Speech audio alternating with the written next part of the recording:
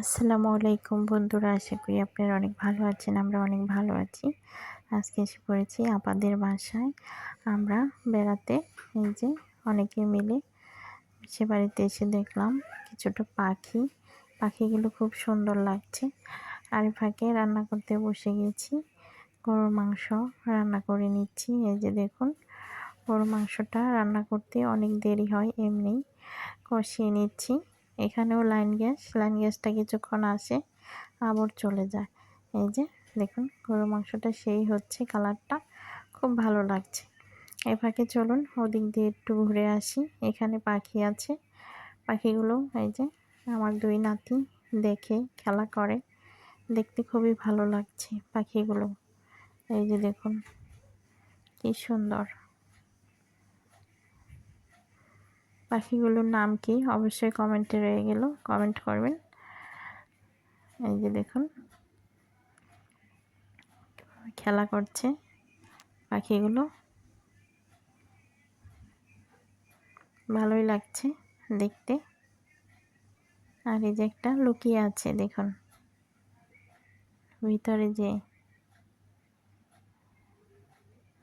আর এ ফাঁকে দেখুন এই যে ধনেপাতা, এই বিলাতি ধনেপাতার ভর্তাই কিন্তু আজকে বেটে নেব, আপনারা দেখতে পারবেন।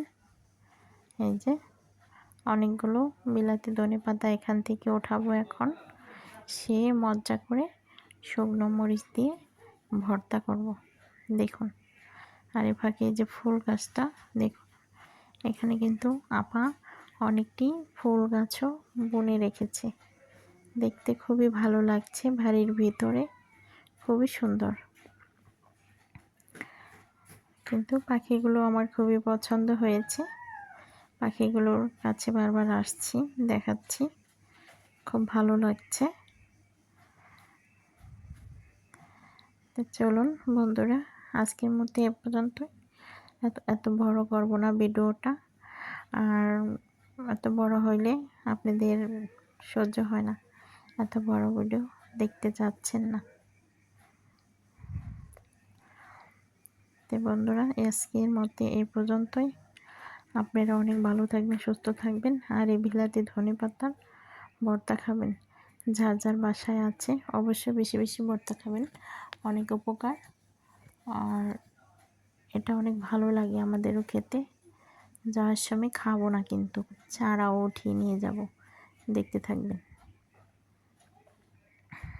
এখানে ফুলে ফলে সবজি দেখতেই তো পাচ্ছেন, অনেক সুন্দর ভরা, অসাধারণ, অনেক ভালো লাগলো এখানে এসে। রান্নাবান্না শেষ, ঘোরাও শেষ, এখন খাওয়া দাওয়ার পালা। আজকের মতো এ পর্যন্তই, বাই বাই।